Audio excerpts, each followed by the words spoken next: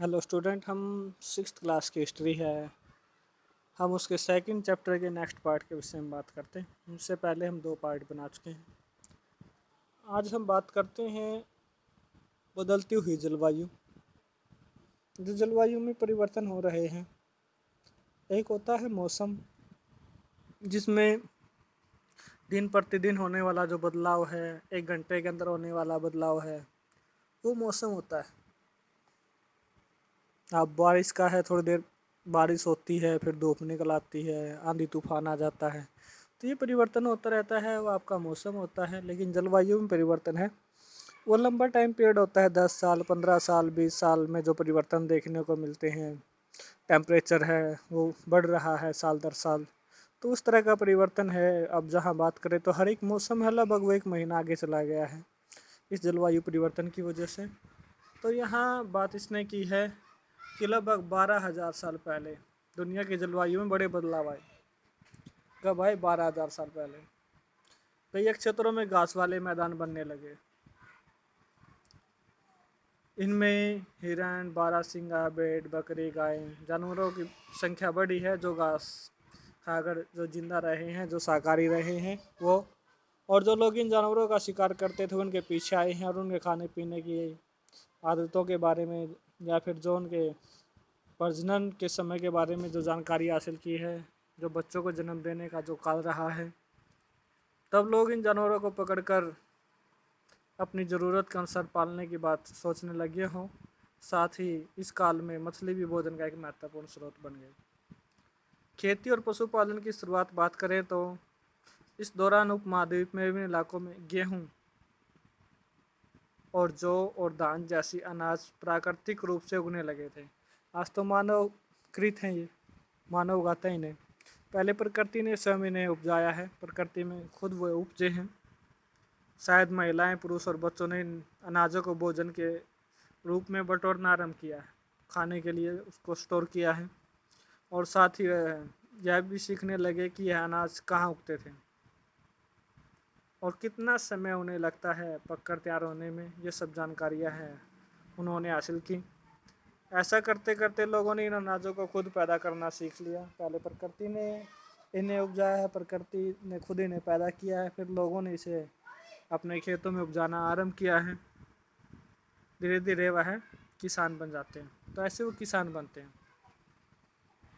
कि मानव है वो आदि मानव थे, वो किसान कैसे बने।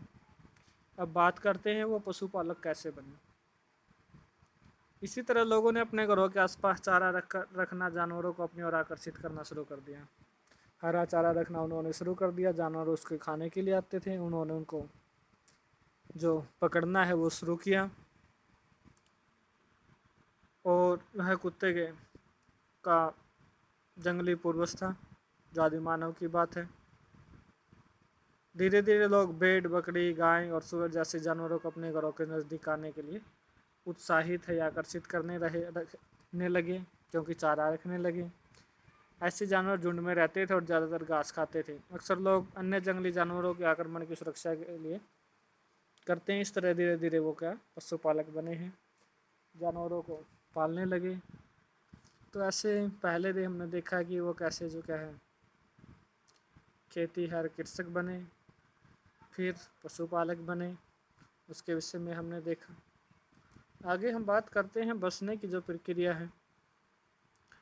लोगों द्वारा पौधे उगाने, जानवरों की देखभाल करने को बसने की प्रक्रिया का नाम दिया गया है। उनकी सुरक्षा करना, उनकी देखभाल करना। तो अपनाए गए ये पौधे जानवर अक्सर जंगली पौधों और जानवरों से भिन्न होते हैं, यहाँ बातें की गई हैं।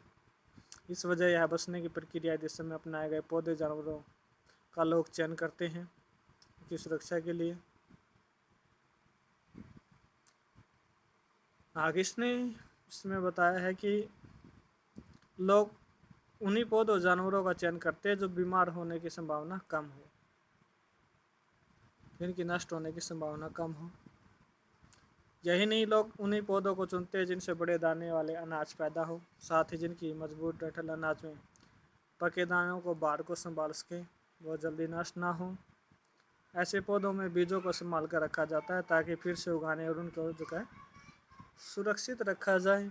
जो नष्ट हो सकते हैं उन्होंने उनका चयन नहीं किया। उन्हें जानवरों को आगे प्रजनन के लिए चुना जाता है जो आमतौर पर अहिंसक हो, ज़्यादा खतरनाक ना हो, मानव जाति के लिए उन्हें हानि ना पहुँचाएं। पाले गए जानवर और कृषि के लिए अपनाए गए पौधे जंगली जानवरों और पौधों को धीरे धीरे भिन्न होते गए। मिसाल के तौर पर जंगली जानवरों की तुलना में पालतू जानवरों के दांत और सींग छोटे होते हैं। तो यहाँ जो दांत दिखाए गए हैं वो पालतू जानवर के हैं, ये जंगली जानवर के यहाँ पे जो दिखा रहा है। आगे फिर इसमें एक नवीन शैली आपको देखने को मिलती है।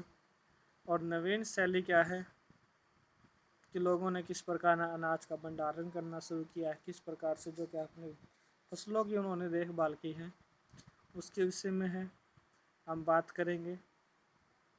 तब तक धन्यवाद आपका।